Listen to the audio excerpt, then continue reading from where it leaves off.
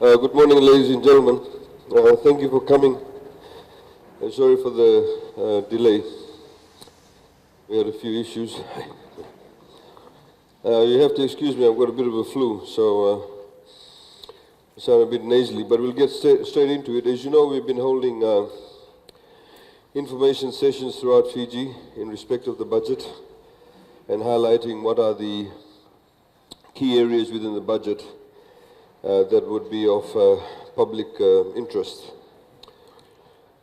We started this because, as you know, previously we've been having budget consultations prior to the budget being delivered, but this is now, of course, post-budget, and last night we were in Koravuto, and during the day we were at University of Fiji, after here we were in Ba, and on Monday, Tuesday we were in Vanuatu. So I'll start straight into it. I'll do a short presentation, and then we'll open up the floor for any questions or queries that you may have.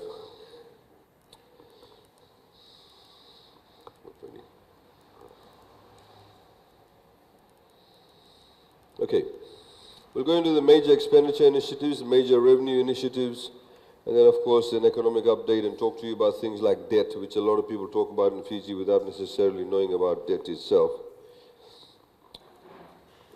Again, the budget has a huge focus on Fijian families.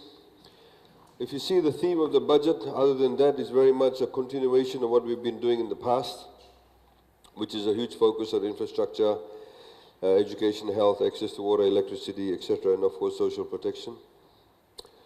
It's building upon the very strong economic base that we have at the moment. We've got 9 years of straight growth. And essentially what we have said is that a lot of the announcements we made in this budget, we actually gave the clues for it about 2-3 budgets ago. And in fact, if you look at the current budget, you'll see that we've given clues as to what will follow in the next couple of years. So major expenditure areas, we're giving $1,000 for babies. If your family or the mother earns less than $30,000 a year, you're entitled to $1,000. You don't get to spend $1,000 all at once. $500 goes to the mother of the child upon the birth of the child. There are a couple of things you have to do. You have to, like I said, earn less than $30,000 a year. You have to register the baby. Many people in Fiji don't register their babies. We did a sweep of Fiji around about 4 or 5 years ago. We found something like 25,000 Fijians did not have a birth certificate. Some of them were as old as 35, 45, 55 years old. So we obviously want these people to have birth certificates. And of course, once you go in there, you go to the birth, death and marriage office. You register the baby. You get a TIN number for the baby. You get a TIN number for the mother. Everything is done at the BDM office. You fill out the form in which you say which is your preferred bank. You simply take out the letter from BDM to the bank, and they open an account under the baby's name, but the mother operates the account. Now, of course, one of the reasons why we got the mother to do it, because we want the mother to have the access to finance, and she needs to be empowered. The second $500 you cannot touch until until the child goes to year 1. So that money is kept there for the baby until they go to year 1, so, meeting school expenses. In the meantime, the bank account does not attract any fees, but the bank will pay interest. The other reason why we've done this also is because we want to create a culture of savings. We in Fiji aren't very good at saving money. So if you have an account on the name of the baby, when the baby has his first, second, third, fourth, fifth birthday and some relative gives some money, the idea is you put the money in the account. So we have, those savings that increases. We've increased maternity leave from 84 days to 98 days. Obviously, it's good for the mothers who give birth, brings us in alignment with various other countries. We've introduced a 5 days paternity leave, which is the fathers of babies are entitled to taking 5 days off. And so, when the child is born or just before the child is born, or if your partner is in hospital, you need to be there with them, you can take 5 days paternity leave, which is paid leave. Hopefully, fathers will get more involved with the raising of children, change the diapers and do all of those kind of things. And we have 5 days family care leave, which is leave that you are entitled to should somebody be ill in your family. So for example, if I'm here and suddenly I hear that God forbid my son had an accident, he's in hospital, and someone needs to sleep or stay with him for the next 4 or 5 days, I can take family care leave, and it's paid leave. I'm entitled to 5 days. Now, a lot of people at the moment, well, prior to this being introduced, if somebody got sick and they had to stay away from work, they took time off from the annual leave. So we want you to protect or keep your family, your annual leave separate. Now, somebody asked me the question the other day from Fiji Employees Federation and said, aren't you encouraging people to just take leave all the time? And wouldn't it be abused? Yes, people may abuse it. But we are hoping that because we're being very transparent about how you can take your leave and for specific reasons, that when people are at work, they'll give their 110%. Saying, look, I'm getting my 5 days for paternity leave, 5 days for my family care leave. I'm getting my annual leave. I'm getting sick leave. So now, of course, when I'm at work, I better do my work properly. We've given a 150% tax deduction for employers who pay for paternity leave and family care leave, just to give some form of financial buffer for the employers. We've given a $1.035 billion in the budget this year, and you can see over here is when free education was introduced. It jumped from $351 million to $520 million. Free education and also, of course, toppers and TELs came into effect from here. And it simply just jumped up. This is where when we had to fund a lot of the schools after Winston. And I'll show you how this is broken down. So of that $1.035 billion, $535.4 million goes to Ministry of Education. Ministry of Education pays for the salaries of all the school teachers in Fiji. Every single school, except for, I think, about 10 schools that are very small, 100% private schools. But all the faith-based organizations, committee-based schools, all the salaries are paid for by Ministry of Education. Technical colleges, expenses come from here.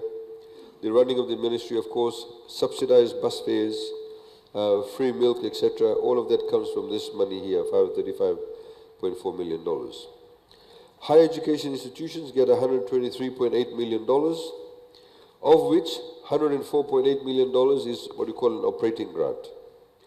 We give operating grants to USP, 33 million, University of Fiji, 4.2, FNU gets 65.1.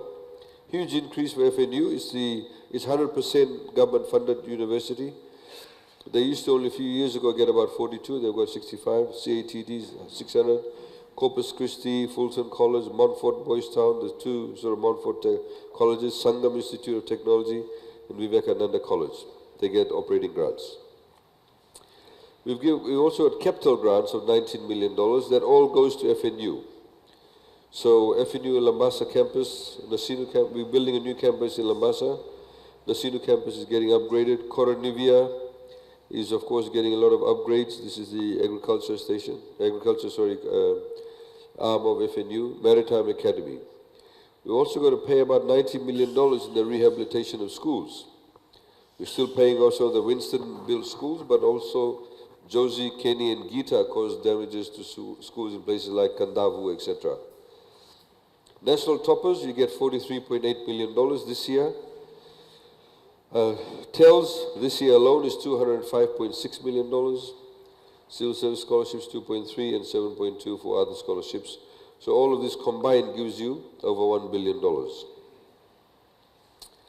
Toppers, we've increased the toppers scholarship from 630 to 950 positions. Same areas of study, but you have to have year 13. But of course, we have increased the numbers. And the skewer is still towards science-based subjects.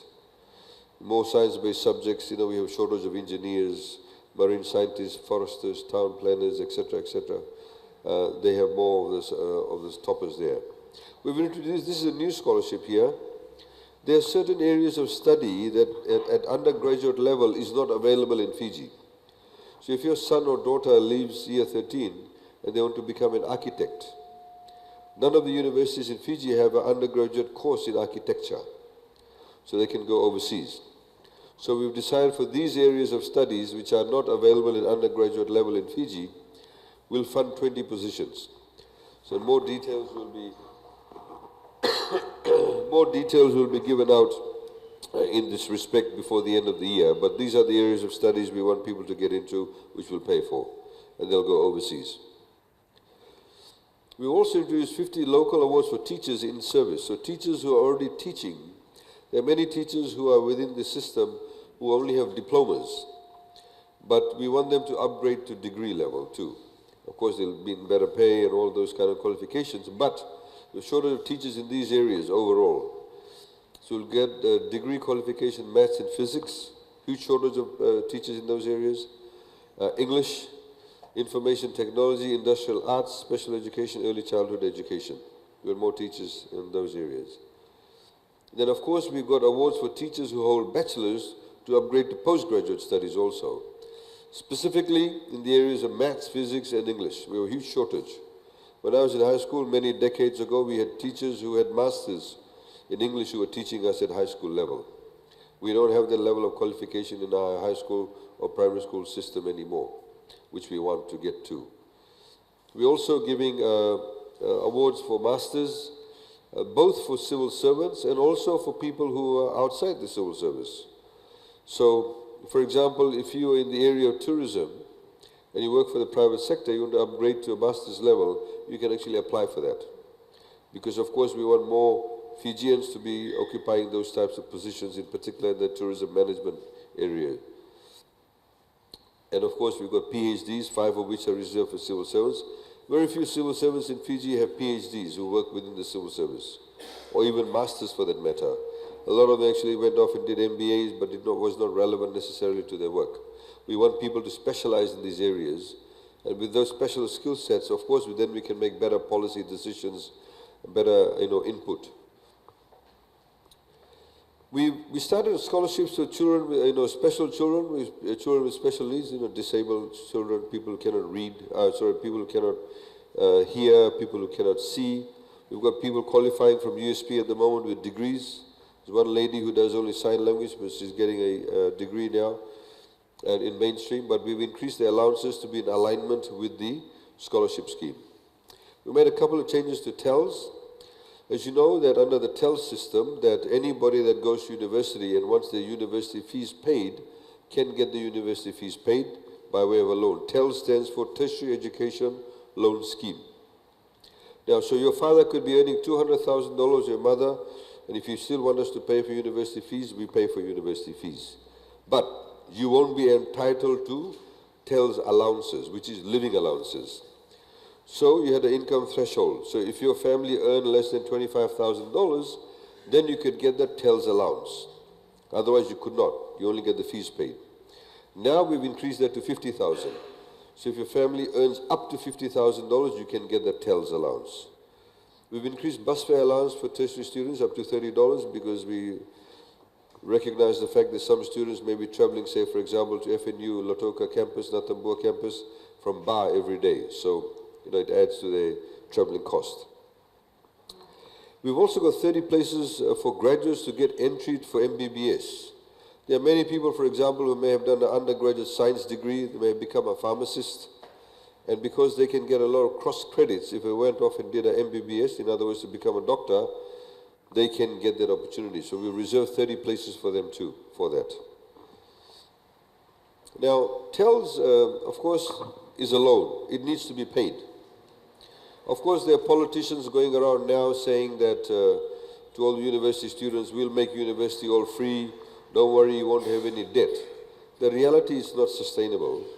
Today, 50% of the population is below the age of 27. We have a very young population. 70% of the population is below the age of 40. All of you over the age of 40 are in the minority. People below the age of 40 are in the majority, but 50% of them are also below the age of 27. When you have a young population, it means they'll be making lots of babies. Young people produce more children. And it's a fact, older people don't. So what that means, there are a lot more babies to come. So you cannot sustain providing free university, free high school, free primary school, free early childhood education, in particular when you've got a young population. Already the debt from TELS up till now is in excess of $700 million. So The reality is that if you take out a TELS alone, you have to pay it back. So we've been actually working around with some calculations. So what we've said is that if you, for example, have a debt that somewhere is here, at the moment, if you get the full TELS allowance and you do 3 years of study, say Bachelor of Education, your debt would be approximately $34,000. So if you pay your if you pay 50% of your $34,000 in 3 years or less, we write off the other 50%. So you don't have to pay the balance of the 50%. If you pay 75% of your debt between 3 to 6 years, we write off the other 25%. If you pay 90% between 6 to 8 years, we write off 10%. Now, one thing you have to remember is that if I, for example, have just graduated from university and I receive TELS, I do not start repaying the loan immediately. I only start repaying the loan once I start working. And Fiji Revenue Customs Services will deduct it directly from your pay, but it cannot be anything more than 20%. It's only 20% of your salary. So what we've done, we've calculated, if somebody like, for example, who is sitting here and maybe earning, say, $25,000 to $30,000, obviously to pay that amount can take them a very long period of time. So if they do that, from our perspective, the dollar value of what they pay us back will be very little. Because the dollar value what we give them now is actually far more in value. As you also know that we don't charge interest rate for low-income families, for students who come from low-income families. So 0%, 0.5%, 1%, 1.5%, and 2%. That's the interest rates. We've set up a new Ministry of Housing and Community Development.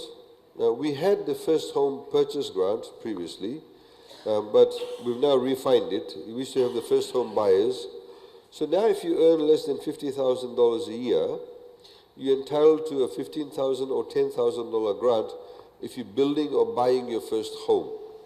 You must go through the banking system though. You must, for example, apply for a loan through the bank, and then we actually, when the bank approves the loan, in other words, they say that you can do the repayments, we actually will contribute $15,000 or $10,000 towards your loan.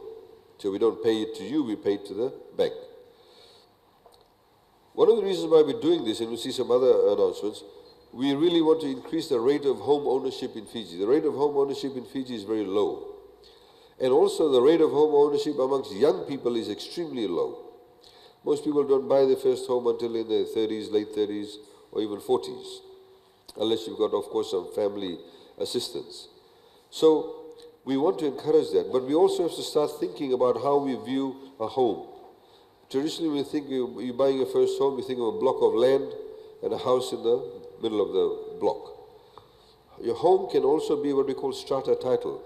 You can also own apartments. You know, overseas, you go overseas, people actually own apartments. You get a 99-year lease, strata titling on the apartments. That's a good as asset as any other asset or any other house that's built on the ground. Now, the moment you do that, obviously the cost of a strata title will be far less than an individual home on its own. So we try to encourage that. We're currently working with some partners and how we can make that available. And should you buy a strata title from an approved developer, we'll also give $15,000 towards that. If you earn between $50,000 and $100,000, we did not have this income bracket previously. We had only up to $50,000. But of course now with the salary increases, for example, with civil servants, you can have two teachers, husband and wife, who may be earning $26,000 each. They obviously go over $50,000. So we're catering for those income groups too. So those income groups between $50,000 and $100,000, they qualify for $10,000 and $5,000 should they be buying their first home or building their first home.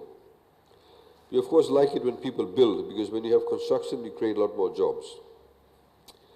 We're also contributing first land purchase. Now this is essentially reserved for people who are purchasing e-tauke land leases or government-owned leases, or what we call crown leases or state land leases. So for example, you know, there are many pieces of land available under the e-tauke Lands Trust Board. They may be selling, you know, 700 square meter block of land.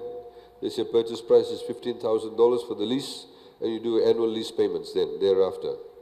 So we will pay that to TLTB on your behalf. And you pay the balance, or it may be even $10,000, we'll pay the entire sum for you. And then, of course, you do your lease payments, you get proper title, you can take the title to the bank, mortgage it, build a house.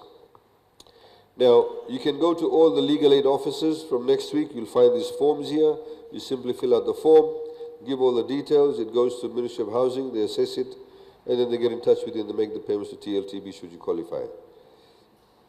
We also have interest rate subsidy. Last year's budget, we announced that should you be a low-income person and you access the grant that we had over here, then you can qualify for an interest rate that's less than 5%, or it's 5% or less.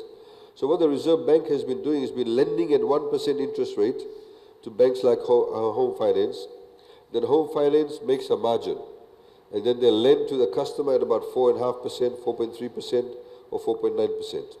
What we are saying for those customers will further reduce your interest rate by another 1%. So if you're currently under that scheme, if you're under the scheme, or you are going to be under the scheme, and interest rate is 4.4%, you'll now pay 3.4%, because we pay 1% for you, and it's for the first 3 years. So it helps you reduce your repayment to encourage you to buy. There are many people who live on land and they only have agreements to lease, but they don't have a proper lease. And some of the reasons why they don't actually have a proper lease is because of the fact the land is not surveyed. So they want it surveyed. If you go to places in the Sori like Vudi, etc., they actually need their land surveyed. We'll pay for the survey. If you're one of those people, we'll actually pay for you, the surveyor, to survey your land so you can get a proper lease. Again, you can go to legal aid, fill out the form, and we'll pay the money directly to the surveyor. We don't give it to you. We pay it to the surveyor directly. Social housing, this used to be under provincial development. You know, the DOs used to handle the 1/3, 2/3. And that's also come under this ministry, and we will be giving out some policy announcements in this respect also. And of course, we are formalizing informal settlements, and we're continuing with that. Before I go into the next slide, at the moment, for example, if I'm not feeling well, and I had to go and see the doctor, so I went and saw a private doctor. I went and saw the private doctor. The doctor that I saw in Suva is the doctor that I always go to. My wife, my kids all go to the doctor, so she's our family doctor. Now, I also can go to the doctor is perhaps because I can afford to pay for the private doctor. A lot of people cannot afford to go to a GP because it may be a bit too expensive. So if you wake up in the morning, you're not feeling well, and before you go to work, I work for Lautoka General, and I'm a bus driver and I'm sick, but I want to go to work, I want to go to a doctor and get my prescription, so I'll go to Lautoka Hospital. I'll go to Lautoka Hospital and there's a long queue. But I want to see the doctor for a condition that is not very serious. It's just because I've got a flu.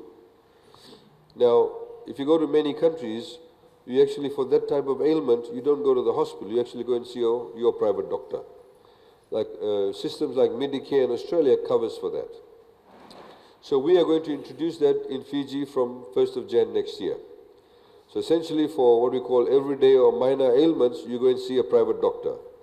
So if you are living in Tawakumbu, and maybe there is a GP there, or private doctor, or general practitioner as we call them, you'll go and see a local GP. So you'll say, okay, you've got the flu, I'll write a prescription, go and buy some antibiotics. Right? Of course, if you're having a heart attack, you're not going to go to GP, you'll go to the hospital. Or if you know you had a bad cut, then you go to the hospital. Of course, if we're going to do that, and everybody can do that, and it will be good because you start developing relationships with doctors. You'll go there, your husband will go there, your children will go there, so they become your family doctor. There are many parts in Fiji where you don't have local GPs. If you go to Korovo town, there's no private doctor. You go to Nambuwalu, Senganga, Nasorawanga, there are pockets like you go to Korovuto, all these places, lots of people live there, but there's no private doctor there. The reason why there's no private doctor, because they'll say nobody over here from this area will come and see me. So I better be based in town, bigger population numbers. The moment you do this, you'll see private doctors will actually go into areas where there's no private doctors, because they'll be assured of income. The question, of course, is how are we going to pay for this? The government's going to pay for it, but where are we going to get the money from? The answer is on the next slide, but just to let you know before that, every single employer in Fiji for the past 30, 40 years, whatever it's been, they pay 1% towards FNTC for the levy. So if you, for example, you employ bus drivers, your salary, you pay $100,000 a month, 1% of that you have to pay as FNTC levy. When you pay the FNTC levy, it goes towards a trust. The trust already has about $30 million in it. The whole idea is that you pay towards that for staff training, but many people never claim it because it's dead money for them. So from next year, 50% of that the money we collect from FNTC levy will go towards paying for the GPs. On an annual basis, we collect about $21 million from the FNTC levy. So approximately $11 to $12 million will go towards funding your visits to the GPs. We also have allocated some funding separately in the budget to fund doctors to go into areas where there are no doctors, in particular remote areas. So that puts less pressure on the health system, and people will only go to those public hospital system where there's absolutely a need. In fact, if you go to places like Queensland, if I turn up to the public hospital in Queensland with a minor ailment with a flu, they'll send you away. They won't see you in the public health system. They'll tell you to go and see a private doctor. They'll only see serious cases, emergency cases, that's what they see. Or if you get referred to the public hospital by your GP, they'll say, where's your referral letter? Now, as you know, we also changed the law in respect of third-party insurance last year. Before, under third-party insurance, you had to pay third-party insurance to private insurance companies, and then if you were a person that had an accident on the road, you have to go through the court system. The insurance companies will try and deny liability. They drag the cases on. Many people never got paid. In fact, the law was very skewed. It was based on what we call a fault system. Now we have a no-fault system. Before, for example, if you're standing by the side of the road and you got hit by a car and you became a quadriplegic or you died, they would deny liability if the driver was drunk. You won't get paid out. You have what we call contributory negligence. So if a child, for example, ran out in front of a bus and got hit by a car, they won't get paid out because it's the child's fault, not the driver's fault. You won't get paid out. But now the system's changed. The system now is what we call a no-fault system. We've made so many payouts already this year, where you have people, for example, kids running out in front of buses, they got hit by a car, they got paid out, the family got paid out. We're introducing a similar thing for workers' injuries too. At the moment, the law is that if you get injured at work, your employer has to have workers' compensation insurance. And there's also issues about contributory negligence. So, for example, assuming I'm working on a machine, and I accidentally put my finger inside the machine, and my finger gets chopped off. The employer can argue and say, well, this guy came to work, he was smelling of alcohol, that's why he slipped. So those sorts of issues, contributory negligence. From the 1st of Jan, we're getting rid of all of that. If you at work, you get injured, you get paid out. That's the system. It's called a no-fault system. Obviously, we need to pay for it. The money for that, 40% of the $21 million will go towards funding that. So we've essentially realigned monies and make it a lot more robust and a lot more working in a smarter way. 1% will continue to go towards the FNTC levy. We're paying insurance for people on social welfare. So at the moment, a lot of people, for example, on social welfare. So if I'm obviously getting social welfare, I may be on the poverty line. Already I'm receiving social welfare. What if my house catches on fire? They all come running to government. If they get sick, they come running to government. If I'm a social welfare recipient and I die, my spouse will come running to government saying, look, I have no source of income. So what we've done, we've actually insured those people. So we don't actually have to fork out additional money. This is costing us only $50 per person below the age of 65. This type of insurance is already available for sugarcane farmers, rice farmers, copra farmers, and dairy farmers. They already have this insurance. So we decided to factor this in for people on social welfare, and we've extended it to those of the disciplined forces and civil servants. So all civil servants, those of you who are civil servants, you are now covered under this. We are working on some insurance products for, cyclone, which covers floods and things like that. We're working with the World Bank and also crop insurance. As you know, we had home care. We also had help for homes. I know many people went here and got funds when they didn't really deserve it. Some of them made false declarations. So what we are doing is we're working on what we call a parametric insurance. We've allocated $1 million towards that, paying for the premiums for that. Parametric insurance works, will cover low-income families. And should the cyclone, for example, this is, assuming this is Fiji, the cyclone sort of goes around this way, anybody that's on the path will get covered. It will be a basic payout, like $3,000 or whatever the case may be, and you'll get covered for that. Everybody outside the cyclone zone won't get covered. So in this way, government is also protecting itself. We simply cannot be paying out these large amounts of money year in, year out. Winston, for the help for homes costs about $125 million. Home care is about $110 million. It's not sustainable if you get a cyclone every year, and that's a hardcore reality for most countries in the world. We've put in a lot of money into digital revolution in Fiji. We've now got in your mobile phone apps, of course, you can watch free-to-air television. There's about 80,000 people who've downloaded the app, so you can now watch free-to-air television, 8 channels. You, of course, now have Wailesi. Wailesi is you simply get a set-top box. We've given out 80,000 Wailesi set-top boxes. You are entitled to a free set-top box if you earn less than $30,000. If you earn more than that, please go and buy one from home care and all these various outlets. It costs only about $95, I understand. The maximum, I think, is $99. And you're connected onto it. You don't have monthly subscription, etc. Today, anybody in southern Lao to Dikumbia, to Ratuma, to inland of Naitasiri or Ba can actually watch and have access free-to-air television. We're also setting up what we call free Wi-Fi hotspots around Fiji. So in a few weeks' time, Shirley Park will get a Wi-Fi hotspot, and it's what we call geo-fenced. And so only within that grid area will you get very high speeds, and also the bandwidth will be quite broad. So you can go there, you log on, and you get access to those high speeds, and you get 1 hour for free within 24 hours. So that's what we're doing throughout Fiji. FNU campuses, all the FNU campuses are now getting free Wi-Fi hotspots because FNU campuses are government-owned university, so we want them to sort of come up to speed. Now, this one is very important. And the other thing is about this digital platform. There are many mobile phone apps that are now lodged. You can lodge complaints now with government ministries, and then you can track as to where the complaint is. Very soon you'll be able to give notification of babies being born, doing title searches. All of that is being done, and we're actually working with the Singaporeans on this.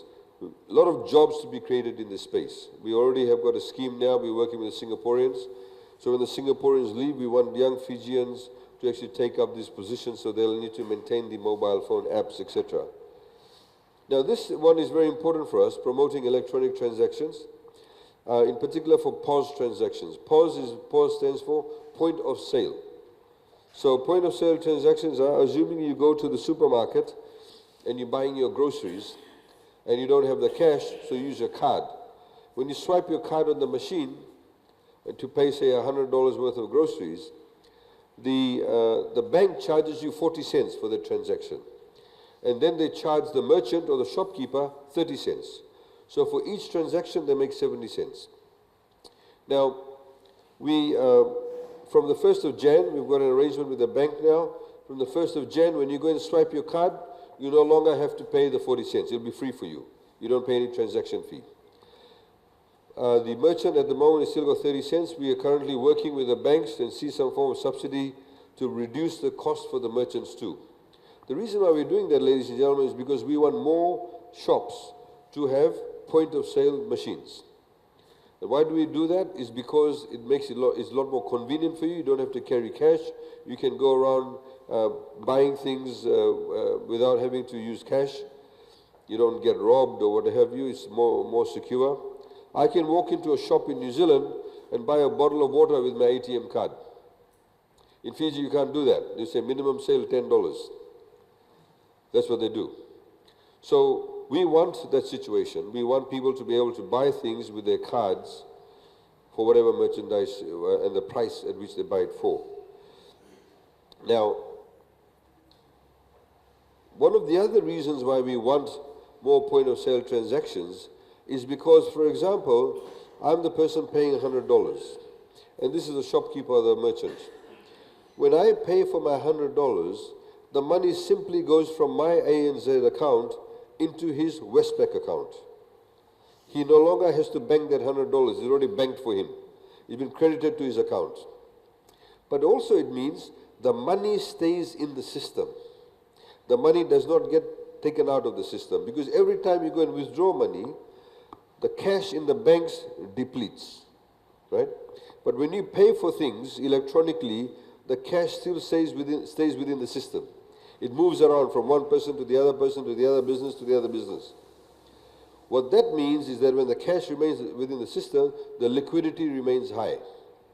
When the liquidity is high, it means that next time if somebody else, if he wants to go and borrow money from the bank, the cost of him borrowing the money will be less. When there's less cash in the system, there's pressure on cash. So the cost of money becomes expensive. But when the cash still remains at the same level within the cash system, when you want to borrow money, the interest rate will be low. That's one of the other advantages. We've also allocated funding for subsidizing POS machines. Many shops don't have POS machines. So the cost of one POS machine is about 500 Australian dollars. So it's 750 Fijian. So we said we subsidize 50% to get more shops to have POS machines. So more POS machines there are, the more convenient it is for you. And of course, the other point is that when people use POS machines, we know exactly how much money they are making. So we know they're paying the right amount of tax. Like the bus companies now, if you ask the bus companies with e-ticketing, they no longer have to go to the bank. Before you gave cash, they have to get somebody strap their hand with a huge suitcase, go to the bank, take 3 hours to count all the coins. They no longer have to do banking. The banking is done for them. But also means that we know exactly how much money they are paying. We know how much taxes they are paying too. That's very important too. Because everybody pays their taxes, we'll have a lot more money. In the health system, of course, we're upgrading many of the facilities. We're building hospitals up in Kayasi and various other places. As you saw, the Honourable Prime Minister was up in Naitasiri, opening a health centre. I think the Assistant Minister was there too. I mean, these are the sort of ways of bringing health services to people. We're also setting up 2 kidney dialysis centres in Suva and Nandi. That should be operational by October. We have Dr. Krishnan, who's the only nephrologist. Nephrologist is somebody who specializes in the health of kidneys. And essentially he tells us there's only about 600 people in Fiji who may require access to kidney dialysis machine. Kidney dialysis, access to a dialysis machine is not that big a deal in respect of how the politicians are making it out to be. The bigger problem than that is heart problem. There are more people in Fiji dying of cardiovascular problems than kidney failure problems. It's a big issue. Most of our people's health is not, heart health is not good. Most people are dying because of that. And so anyway, what we've said over here, we'll subsidize 50% of the cost if you earn less than $30,000 a year. Free medicine will continue, but we've changed the way it's going to work. Under the old system, we used to give the private pharmacies the stock, and then they kept the stock. When you went, they gave you from that stock. But now what we've done is that we say to them, you keep the stock, you purchase it, and you simply invoice us when somebody comes in, takes the free medicine. This is big news for Lautoka and Ba, of course, the public-private partnership. There's been a lot of publicity around this. But just to put it in a nutshell, sorry, I should have mentioned also, here with me today is the Permanent Secretary for Health, Margareta Conrote. Together with her is Shiri Gounder, who's the head of Fiscal Policy in the Ministry of Economy. Kamal Gounder is also here, who's looking after planning in the Ministry of Economy. Pankaj Singh, who's the head of our debt. And Isoa Talamaimbaw, who looks after our budget day-to-day expenditure from all the ministries. Shiri and PS and I were in India about a week and a half ago, where we met up with various interested parties who are interested to come and work on the public-private partnership for Ba and Lautoka Hospital.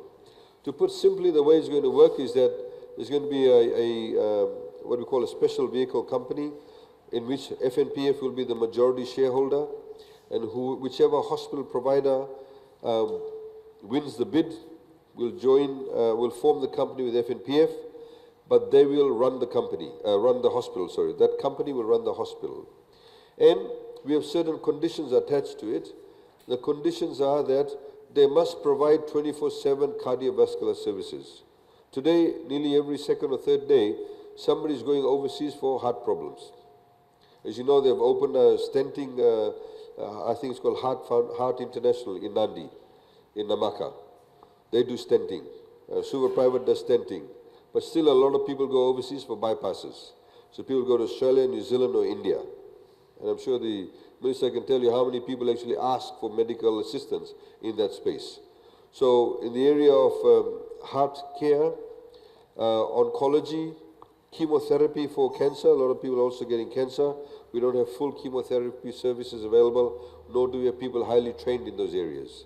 If any one of us at the moment has a heart attack, some of us have a higher risk of that happening, when you has a heart attack, there's not a single Fijian doctor that is trained to carry out open heart surgery in Fiji. Not one single Fijian doctor, which is really a shame in the 21st century. Now, just because I've done an MBBS does not mean that I can cut you open and play around with your heart and seal you back. I need about 10, 15 years worth of experience. I need that level of exposure. We need to invest in our doctors, and that has not happened. So we try to leapfrog in providing those services. So that's part of the condition. The other part of the condition is that they must build a new wing at Lautoka Hospital, a new wing altogether, which will include modern-day facilities, including operating theaters where you have viewing areas for students. Many of the hospitals that are used also for learning purposes, you have the operating theater, but you have like a theater viewing area, so the students can actually watch and see how surgeries are done. At the moment, we don't have that level of capacity. We hope to have this, in place in a few months' time with a successful bidder being chosen. We, of course, will pay them for the services in respect of the services that are provided at this hospital at no extra cost to the members of the public. Agriculture, just on sugar again, we're continuing with our subsidy. As we've said, the major thrust of this is that we want to reduce the input cost for sugarcane farmers. It's very fancy to come and say we'll give $100 a ton, but if it's going to cost you $90 to produce that ton of cane, your margin is only $10. If you get $85 a ton, but the cost of producing that ton of cane is going to be $65, then you're making a margin of $20. So the main issue is the input cost. And that's what we are looking at, that's what we're focused on. We're also creating a sugar stabilization fund. Now, as you know, FSC has sold some of its assets. So some of the funds from there will go towards the stabilization fund, and subsequently government will contribute to that too. Now, the way stabilization funds work is this. Now, of course, we no longer get EU subsidies. So we're subject to the world market price. So assuming that next year FSC gets $65 a ton, world market price, the farmer will still get $85 because the stabilization fund will kick in and pay the difference of the $20 between 65 and 85. Now, assuming the following year the world market price for sugar is $95, the farmer will still get $85 because the additional $10 will go into the stabilization fund to take care of the next time when the price drops below $85. That's how stabilization funds always work. So we've said for the next 3 years we're locking in the price, come what may, even if world market price is $45, you still get $85. We lock it in for the next 3 years, and of course we're doing a review of it the following year to see how we can lock it in for the next 4 or 5 years. So what it does, it gives farmers the confidence to know that come what may, they will still get $85 a ton. Ministry of Agriculture, the funding has increased to $96.8 million in additional funding of about $10 million. We are really excited about this goat meat industry issue. I mean, just to give you an example of it, at the moment in Fiji, most people, when you want to eat chicken, you don't go to somebody's farm and kill the chicken and pour hot water, pull the feathers out. You go to the supermarket and buy a number 12, number 13 or 14 or whatever it is. The entire poultry industry in Fiji has changed because of crest and of course subsequently rooster. That's what people do when they buy chicken meat. Now, the way the crest system works is that they not only grow chickens themselves, but they farm it out. So they'll go to a villager, they'll go to a farmer, they'll say, here's 100 chicks, you know, they're 4 or 5 days old. Grow this chicken for me, give it back to me in 36 weeks' time, and I'll pay you X amount of dollars for it. That's how the system works. And Crest, of course, has its own slaughtering place. Rooster has their own slaughtering. They do the packaging, they do the value adding, and then they sell it. Now, we need to do a similar thing with the goat meat. Those people who are not vegetarians, most people who are non-veg eat goat meat. Goat meat is a universal kind of meat. It also is a lean meat. It's not a fatty meat. So we want to create a local goat meat industry. There's, for example, a farm here between Ba and Tavua. They already have 1,000 goats. They've reached a stage where they can actually now give kids, you know, baby goats are called kids. They can give kids, maybe 10 kids, 5 kids, 15 kids, 20 kids to farmers. It's additional income for them. So you grow it, we'll buy it from you at this price after a particular period of time. So then they'll slaughter it, they package it, and you go to the supermarket and the goat meat will be available for you. You don't have to bring your goat from Lambasa or Kandavu or whatever. Right? So that's how the system will work. That's what we're trying to do, is create a local goat meat industry. You can buy a goat meat, maybe chilled or frozen, whatever the case is. Now this one here is about brucellosis and tuberculosis in cows. We've had that problem now, of course, which has led to a decrease in milk production. But the way we've been dealing with it is essentially, if for example this is a paddock full of cows, and if these 3 cows have the disease, we simply kill these 3 cows. What they do in New Zealand, if this is the paddock and these 3 cows have the disease, they kill the entire lot. They kill everything, they repasture the pasture, and then you start afresh. Now that's what we have to start doing. Because if we don't do that, then of course this disease will continue. Because the chances of cross-infestation increases quite significantly. So we have to start culling the entire lot, repasturing the entire farm, and then we move on to the next farm. Civil servants, of course, the job evaluation exercise was implemented, have all received pay rises, but we're also working on the PMS system. That's been worked out now, so it'll get paid out by January, backdated to August. We also have, you know, the Itauke Affairs Board and provincial councils, the people who work there, they are not actually civil servants. But what we've done is we've actually reviewed their salaries too to bring it in alignment with civil service. So they have received pay rises also to our grants to Itauke Affairs Board, and provincial councils actually increased to bring it in alignment with civil servants. Now, STT and ECAL, this is Service Turnover Tax and Environment Climate Adaptation Levy. This is a new tax that was introduced, and STT and ECAL is only payable when you go and stay at a hotel, when you rent a car, you go to the cinemas and watch the cinema, when you go to pubs and drink beer, or when you go and eat at an expensive restaurant. That's when ECAL is payable.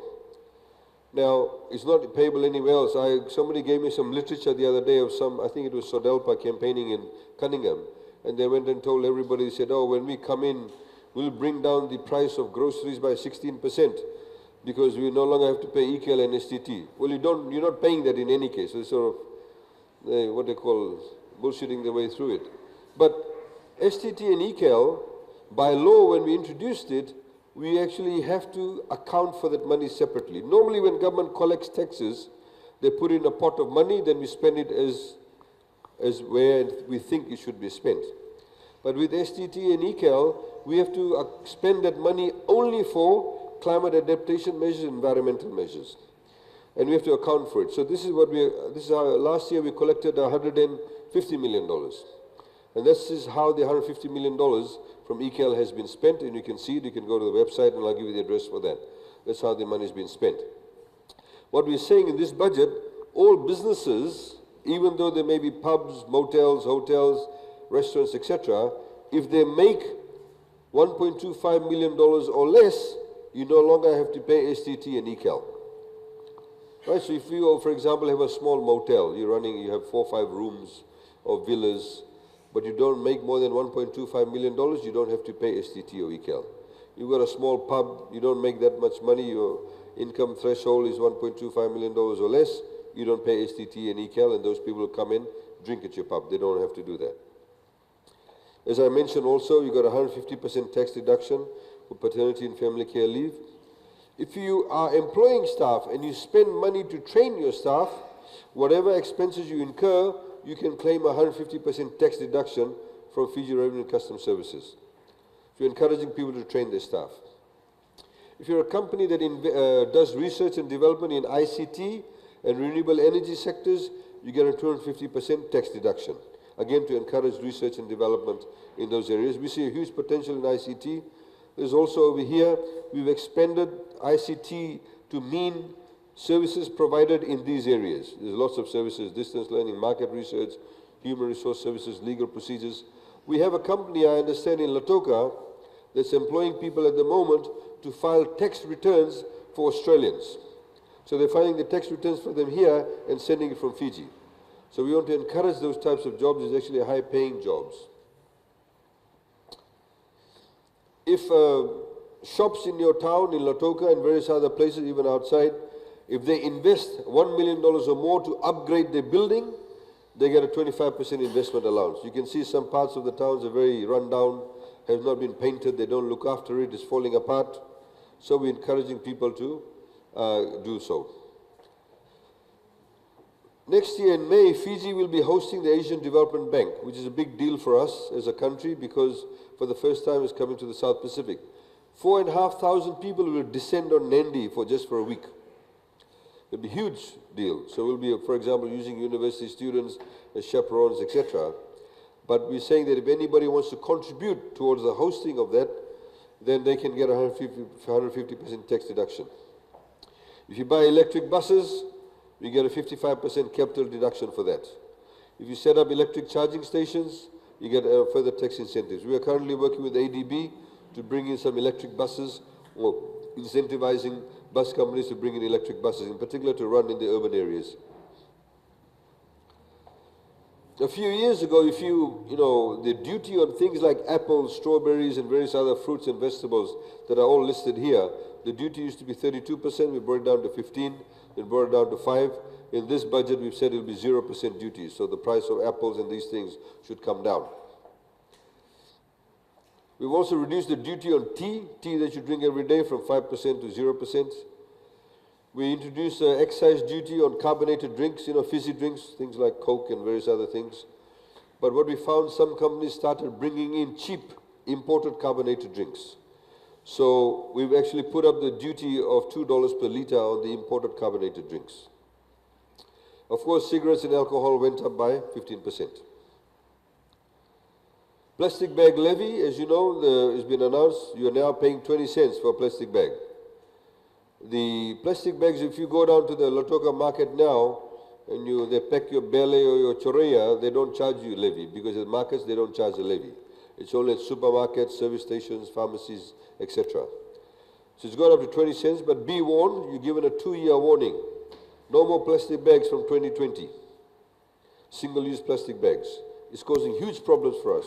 I was just driving from Nandi today. The nice, apart from aesthetic, there's aesthetic issues too. I'm driving along Nandi, that 4-lane road we built. You see the nice bougainvilleas.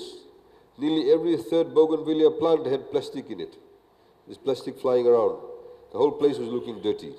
So apart from the fact about cleanliness, it's also clogging up a lot of things.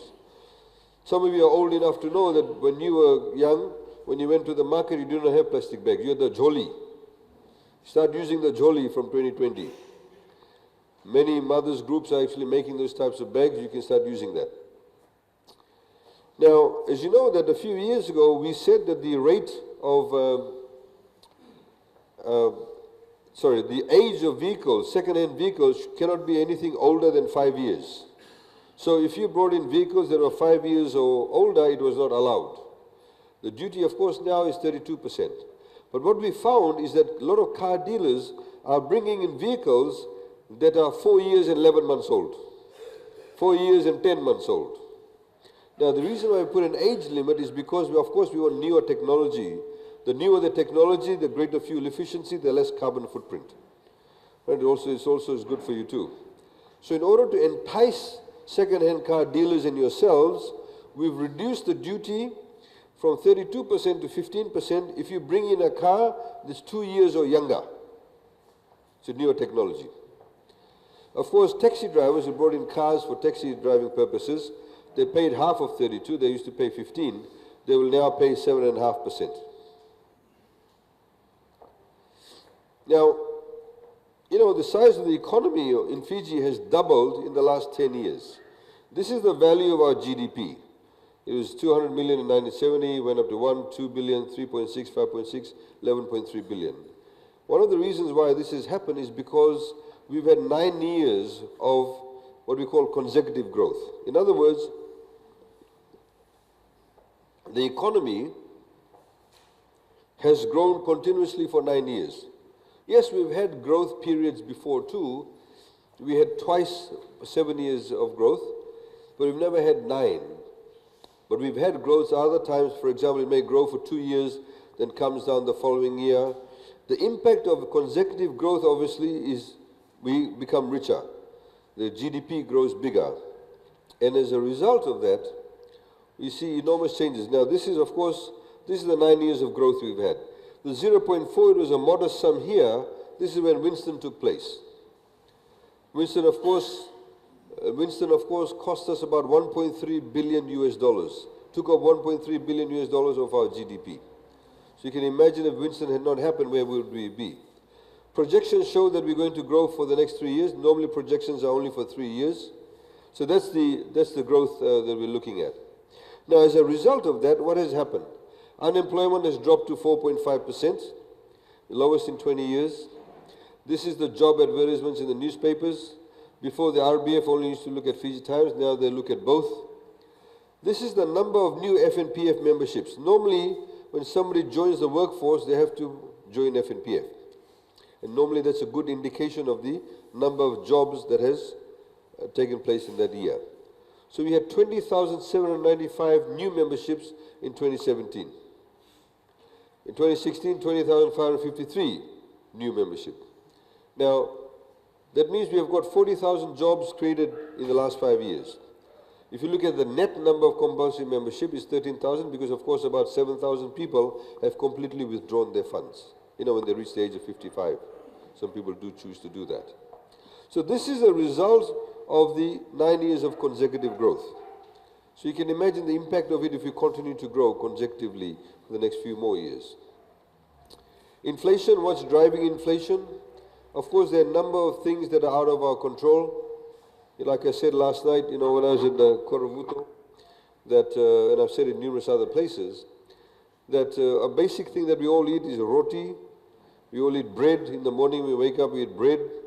We eat panikeke, bambakau, corns, gulgula. Everything is made from flour. What is flour made out of? It's made out of wheat. Do we grow wheat? No. There are only 2 companies in Fiji that bring wheat in Fiji. Punja and Sons here in Navutu and FMF in Walu Bay in Suva. They buy their wheat from Australia. They buy their wheat from Australia at a price that the Australians sell it to them at. When the wheat lands in Fiji and they make the flour, we immediately price control it. So when Punja and Sons makes the flour, they want to sell it to the supermarket, the Fijian Competition and Commerce Commission, then actually they have to make a submission. They say, okay, this is the margin we want to make. They come to an agreement, it's price control. You sell it at price control price to the supermarket, then it's price control again to what price the supermarket will sell it to you at. That's how we price control. We price control rice, price control flour, we price control oil and various other things, including fuel. So assuming FMF and Punja and Sons are buying their wheat from the Aussies at $100, $1,000 a ton. If tomorrow the Aussies put up the price to $2,000 a ton, you can't do anything about it. That's the price they're selling it at. The price, the wheat will land in Fiji instead of $1,000 last month at $2,000. Once they make the flour, then we price control it. We can only price control after it's turned into flour. We can't go and tell the Australians, hey, don't sell it to us at this price. It's out of our control. So that's what we call imported items that are out of our control. Same thing with fuel. Bus owners will tell you, 2008, 2009, world price of fuel was $140 crude. US dollars, $140 crude oil. That's when we decided to give the bus companies, we said keep the VAT. Don't increase the bus fare, but keep the VAT.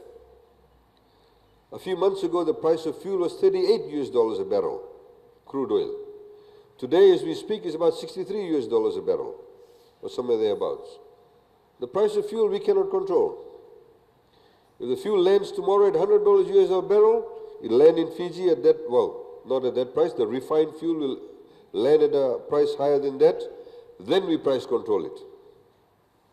In the same way, if you're running a shop and you're selling, this lady's wearing specs, these frames aren't made in Fiji. If she buys the frame from Australia at $200 a frame, obviously she has to sell it at a higher price. And we may say, okay, you can only make a 10% margin. So she'll sell it at $210. But if tomorrow the frames in Australia go up to $500, we can't tell her to sell it at $210 because she'll be making a loss. Her business will shut down. So she'll say, look, I bought it for $500, I want still my 10% margin. She will sell it at $550. Price to the consumer will go up. We can't control it, even though it's price controlled. If those of you who are interested, and I urge the journalists who write about these things to know about this, when there's a cold winter in Europe, the price of fuel goes up. When there's a war in the Middle East, or Donald Trump makes some decisions regarding the Middle East, or whatever it is, it affects the price of fuel. That's what we are subject to. The other thing that is out of our control and affects price is, of course, cyclones. In Suva, after Cyclone Winston, a small bunch of bananas that normally cost $5 was costing $20. Long beans was $5 instead of $2. Yangona was $200 a kilo. It still is $140 a kilo. Many people still drink it at the same rate. But Yangona is still seen as a staple expense. This is why when we measure inflation in Fiji, we take kava as part of our measurement of inflation. 2015, the inflation was 1.6% overall. Alcohol, tobacco, and kava contributed 0.6%. The rest of the items contributed 1%. But look at how it changes. 2016, Winston, 3.9% inflation rate. Alcohol, kava contributed 2.7%. 2/3 of inflation was contributed by these three items. The others were 1.2. But look at 2017, 2.8% inflation rate. 2% came from these three items. Only 0.8% from the other items. But now it's changed.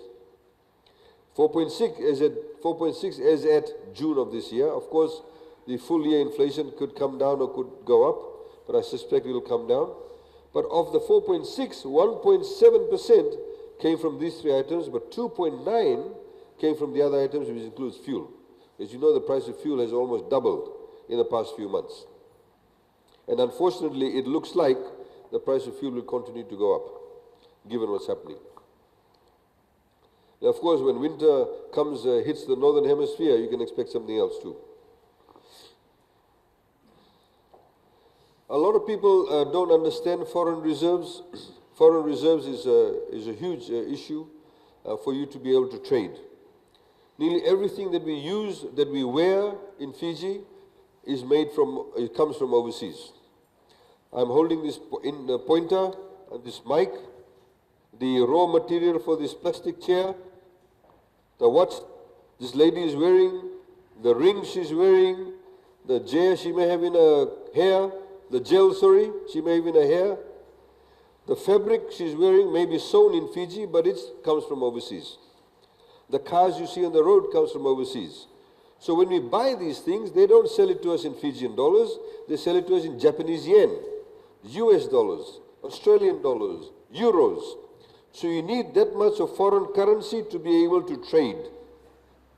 If you don't have enough of foreign currency, colloquially speaking, generally speaking, oh, that country can't trade, it's going bankrupt because you've got not enough money. That's what they mean. International benchmark says this is the number of months that we should have at least 4 months worth of reserves to be able to be seen to be healthy to trade. You can see where we had $515 million in 2006, and as you know, it's been growing. Now we have about $2.1 billion worth of foreign reserves. But what is really interesting is this. Even though the amount has increased, it's dropped slightly from there to there, the number of months we can trade in has decreased. Why? Because as the country gets richer, there's a huge demand for foreign reserves. People are building a lot of buildings. A lot of the steel structures are coming from overseas. A lot more cars are on the road, so obviously we need more Japanese yen. As people get access to money, so those people have received a pay rise. When you had income tax threshold increase from 16,000 to 30,000, you had more money in the pocket. What do people do with it? They might go and buy a bottle of perfume for the husband or the wife. They might go and buy new shoes. They may buy a new car. Every day today in Fiji, somebody is getting connected to electricity. We're spending $50 million in rural electrification. The moment you connect somebody to electricity, what do? They buy a TV. They buy a fridge. They buy a cooler. All of these things, none of them are made in Fiji. So there's pressure on foreign reserves. So over here, you can see 2010, even though we had $1.3 billion worth of foreign reserves, if you track it across, it's nearly about 4.8 months worth of trading. Today we have $2.1 billion, but we have only 5 months worth of trading. So even though that's almost double of that, or at least 2/3 of that, it had 4.8 months worth of trading, we have 2.1 billion to 5 months worth of trading. So we have to be careful about that. We have to watch it. This is why it's important to have our foreign reserves as high levels. A lot of people talk about debt without understanding debt in Fiji. There are two ways of measuring debt. One, of course, is to measure debt by way of a percentage of GDP. The other is what you call the actual nominal amount, the dollar value of your debt. So if somebody says, "Hey, how much debt do you have?" You say, "I've got $50,000 debt." Ask the other guy, you say, "How much debt do you have?" "I have $500,000 debt." So hey, you got so much debt. But the guy who's got $500,000 debt may be earning $2 million a year. The person who's got $50,000 debt may be earning $30,000 a year. So debt is relative to your wealth. You could say that's the example over here. There's a percentage of your GDP, percentage of your wealth, our debt levels has been coming down. Of course, as a dollar value, it's gone up. Now, very quickly, every government in Fiji has run what we call fiscal deficits. We've had only about 2 or 3 instances where we had a surplus, and that's not necessarily by design, but by quirk of particular transactions. 90% or 99% of all the governments in the world run deficits. That's the nature of government. You run deficits. The issue is, how do you manage your deficit? So the Ratumara government incurred debts. They borrowed money. Then, of course, you had 4 weeks of Dr. Bavandra government. He may have incurred some debts in the 4 weeks, but he most definitely was liable to pay the debts of the Ratumara government. Then you had the Rambuka government after the 87 coups. Effectively, you had a Rambuka government from 87 till 1999. They incurred debts too. But they have to pay the debt of the Bavandra government and the Ratumara government, because we have to pay everybody's debt, because we're a government, we're the Fijian government. Then, of course, you had the Chaudhry government. They incurred debts. They would have to pay the debt of the Rambuka government, Bavandra government, Ratumara government. Then you have the Garase government. They incurred debts. They pay everybody else's debt too. Then you have the Beni Marama government. They incurred debts. They have to pay everybody else's debt. By this stage, you probably got the Ratumara debt is paid off, because normally sovereign debts are for about 30 years. Then, of course, you have this current government, the Fiji First government. They incurred debts. They have to pay everybody else's debt. When the Beni Marama government was appointed, they inherited a debt of $2.8 billion. That was the debt at the end of 2006. They, of course, have incurred debts here, about $3.3 billion. So today, the value of our debt is $5.1 billion in Fijian dollars. That's the level of our debt. But as a percentage of our GDP, it's decreased. It's gone up slightly over here at 47%, but as you can see, it's been decreasing. Now, it's been decreasing, or even though we're investing a lot of money in infrastructure. So the question you need to ask is, when debt is being spent, is it being spent on productive capacity or not? So if we borrow money to maybe on that hill over there, put a nice big convention center that's going to get only used once a year, and it's going to cost us $50 million, and we borrowed money, it's not good use of debt. But if you're going to build a 4-lane road, you're going to connect people to electricity, you're going to increase the productive capacity of people. For example, a fisherman who no longer had electricity but has electricity now, but they can store the fish, you're actually increasing the productive capacity. That's what you should be borrowing money for. Now, the good thing is, when I talked about everybody else paying everybody else's debt, is that Fiji, as a country, has never defaulted on any of its loans, which is a good space to be in. Irrespective of who incurred the debts, because we have a good reputation in that respect, we are good payers of debts. Now, let's compare ourselves to other countries. Debt to GDP ratio of Japan is 239.2%, very high. Singapore, 112%, USA, 107.4%. USA is the most debt-ridden country in the world. But nobody in Fiji says, oh, USA has got very high levels of debt. Nobody says Japan's got a high level of debt. Nobody says Canada has got a high level of debt. People want to migrate there. Very good country. Only in Fiji, people don't know about debt, saying, oh, Fiji's got too much debt. They don't understand. We've compared ourselves to other countries here, of course, in comparable countries, island nations. And this is where Fiji sits at 47%. But I know a lot of people in Fiji are interested in what we call the dollar value of the debt. They're obsessed with that. This is with the debt. Japan's debt is 11.8 trillion US dollars. That's the dollar value of the debt. Singapore is $332.7 billion. USA is 19.9 trillion US dollars. This is the level of all the debts. We sit at 2.47 billion US dollars. That's in US dollars. Of course, if you convert it to Fijian, it's about 5.1 billion Fijian dollars, as we said. Now, you see, this is, you can Google this, you can go and Google this, all this information will be there. You can go into various websites, all this information is there. Now, what is really interesting is this. You see, even though USA's debt is $19.9 trillion, about $8 trillion more than Japan, as a percentage of GDP is 107.4, but Japan is 239.2, almost double. Why? Because Japan's economy is obviously much smaller than the US economy. So the more debt, obviously, and your economy is smaller, it will show as a higher percentage of your GDP. Mauritius is a country I went to about 18 months ago, very similar to Fiji. They had sugar base and tourism. But Mauritius, a few years ago, went out basically and spent a lot of money. They borrowed quite heavily. They did what we are doing, but on a much grander scale than us.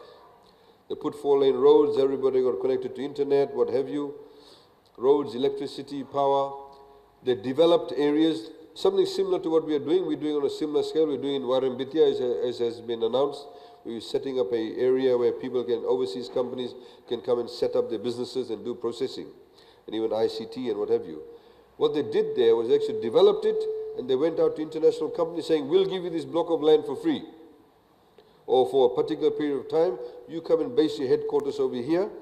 The advantage they have over us is that Mauritius is very close to Africa. Africa is the fastest growing continent in the world, very young population. But of course, there's a lot of negative notions about Africa. Money to be made, but you know, it's not safe. Civil war, diseases, and what have you. So what they said to the international companies, we'll give you this land, you come and base here, be based here, and you can service Africa from here. And this is precisely what happened. They went to India, got a couple of hospitals, 2 or 3 hospitals actually, and they set up in Mauritius. So they went to the Africans, they marketed it, they said, look, don't go to India for open heart surgery, don't go to France or wherever, come to Mauritius. And by the way, you know, we're only a few hours away, and you can have a 2 weeks holiday after that in a nice resort. So you see, they incurred a lot of debt. The debt is, well, comparably, 7.5 billion US dollars, which is about 15 billion Fijian.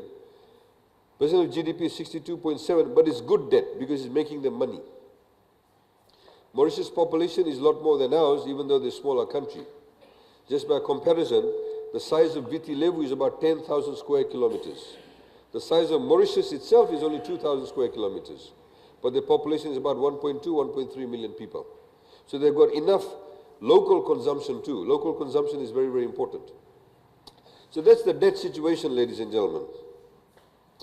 Now, who do we owe money to? Rambuka declared a few weeks ago saying the Chinese are going to take over our ports and all of that. That's utter nonsense. He doesn't know what the hell he's talking about. The fact of the matter is this. These are the people we owe money to. ADB, 348.5 million. International Fund for Agriculture Development, 2.2.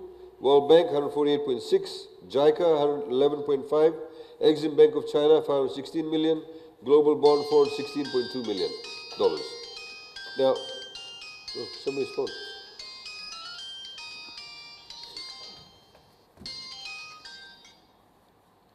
Now, normally when we borrow money, we like to keep what we call a 30-70 mix. In other words, 70% of our borrowings should be from within Fiji, and only 30% from offshore, from overseas lenders. The reason why we like to do that is because when you have a lot more debt offshore, you have what we call foreign currency exposure. If you borrow in US dollars, you can't control the US dollar value. So tomorrow it can go up, your debt may double. So this is why we like to have more local debt. So all of this is about 29.7%. Now, I can tell you what the Chinese loans are for from the Exim Bank of China. The last time we borrowed money from the Exim Bank of China as a country was in 2012. The Garcia government took out a small loan from the Exim Bank of China to build the ICT building in Berkeley Crescent, near Berkeley Crescent. The Bainimarama government borrowed money from the Exim Bank of China, and that is to tahsil the road between Nambuwalu and Draketi, tahsil the road in Buddha Bay, tahsil the road in Sawani Seria and Naitasiri, tahsil the road in Valley Road. If you go to the West Bank, it's all tahsil. Tahsil the road and build that new fancy bridge in Motoba, build the public rental housing in Rewai, and the Housing Authority subdivision in Tadirua Heights. 7 projects. And that's the loan exposure. Of course, when the Chinese lent us the money, we didn't say to them, okay, look, if you don't pay the loan, you can take over Nambuwalu Draketi Road. That's silly. We have what we call a sovereign debt. When governments borrow money, governments don't give assets as mortgage. When you borrow money from the bank, I say I want to buy that house, the bank will take a mortgage of the house. In case you don't do the repayments, they seize the house, they sell it. You can't do that with governments. So it does not happen. So that's our debt situation. Now, this is very interesting. It's coming closer to the end of the show, or the slideshow. From 1980 to 2006, which is 27 years, whichever government was there, they spent $3.5 billion in capital expenditure. As you know that there are 2 types of expenditures we have. One is operating expenditure, the other is capital expenditure. Operating expenditure is the day-to-day running of governments and paying for everything, essentially. But not paying for things that you're going to build, not capital expenditure. So the bus company, I'm going to use the bus company as an example. He's the only businessman I can see around here, so I'm going to use the bus company. His day-to-day expenses is paying for the bus drivers, the fuel and everything, maintenance of the bus, paying for whatever he needs to pay. His capital expenditure would be buying buses. That's capital expenditure. So for governments, we're staying at a hotel last night, the fuel, the salaries, the teachers' salaries, all the expenses we pay. We pay that from the money we collect. We collect money from taxes, all sorts of things, stamp duty, VAT, and all of those things. So when you take out our expense and from the money we collect, we have a surplus. We have what we call an operating savings. You can see how much savings these governments made. We saved last year $850 million. This financial year, we expect to save about $1 billion. So, when we save money, then we use that saved money to build things. Build a hospital, road, jetty, whatever it is. Then, of course, we need more money because we're spending a lot more money in building things. That's when we go and borrow money. So, as a result of that, from 1980 to 2006, whenever they spend this $3.5 billion, whenever they spend in the capital expenditure, 76 cents they borrowed in every dollar. And because of our savings, we borrow only 36 cents in a dollar as a result of the savings. Obviously, if our savings will go down and we do a lot more capital expenditure, we'll have to borrow more. But you can see we've spent $7 billion from 2007 to now, whereas they spent $3.5 billion in 27 years. So it's almost, we've doubled it, but in a shorter period of time. This just basically shows that we spend more money from our budget in capital expenditure. So that's the end of the slide. You know, again, like I said, we very much focus on the families. We're building on the previous budgets. It's not something we pulled out of a hat. It's essentially a continuation of what we've been doing. As you can see, there has not been many changes. There's some strategic decisions have been made, strategic changes, but we have not changed tariff rates and changed taxes and what have you. And of course, the fiscal policy remains strong. Now, every single thing that I've said to you can all be available. It's all available over here. And I'll tell you what's also available. If you go to this web page, you'll find this. And you've never actually had this before until the past 2 years. You get the budget estimates. This budget estimate here has, I can open a page. Let me open another page. So it says over here, Head 19, Program 1, Activity 1, Republic of Fiji Military Forces, Policy and Administration. Then over here it has the detailed expenditure. It says the people working in this department of the RFMF, they will be paid $6 million in salaries. The FNPF is $612,000. They're getting field allowance of $16,000.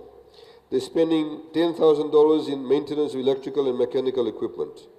They're spending $10,000 in spare parts and maintenance. Every single itemized item is there. You can go and see for yourself. You may be interested in seeing how Ministry of Transport is running or Education. You may be interested, you'll see over here in Ministry of Health, for example, how much money is being spent at Lautoka Hospital. There's a breakdown of that too. And where is that money going to? How much in oxygen, evacuation, and all of that. So that's there on the website. So you can access that. What you also have on the website, these flyers which we put in the Fiji Sun after the budget, of course you can get soft copies of that now. We have a few of them available over here. The kits which you can get, this is what was inserted in the Fiji Sun. You can get all of that here. Plus you can get your ECAL flyer. It also sets out, for example, it says rural electrification programs. So it sets out all the people who are going to get connected this year. So over here we've got Ambada Village, Lautoka. Number of applicants 37, cost is $616,358. All of that is listed here. You have got, for example, it says, excuse me, Hari Charan and Sanjesh Prasad, Vunakawandrawa Subdivision, Koravuto, Nandi. 13 applicants, cost $34,111. So all these people know that they'll get connected this year. I've had people call me up previously saying, hey, my village is listed, when am I getting connected? So all of this is here. Water Authority Fiji information is there. Which village will, which settlement will get how many water tanks, etc., etc. You also have Fiji Roads Authority, where they're spending. Of course, we have social services, infrastructure services, economic services, and general administration. All of that is available on the website, and it's more for your information. Now, I'd like to open up the floor. Please feel free to ask any question. Nothing is too silly or too hard to ask. But if you have a personal problem, please don't raise it now. We have staff over here, and after the meeting, they can talk to you individually. I know in the West, when you go, people talk a lot about individual land issues, etc. But please raise it not now. We can do it afterwards, and we'll take down your complaints. Okay, please feel free. There's somebody going around with a mic. Inaka, thank you.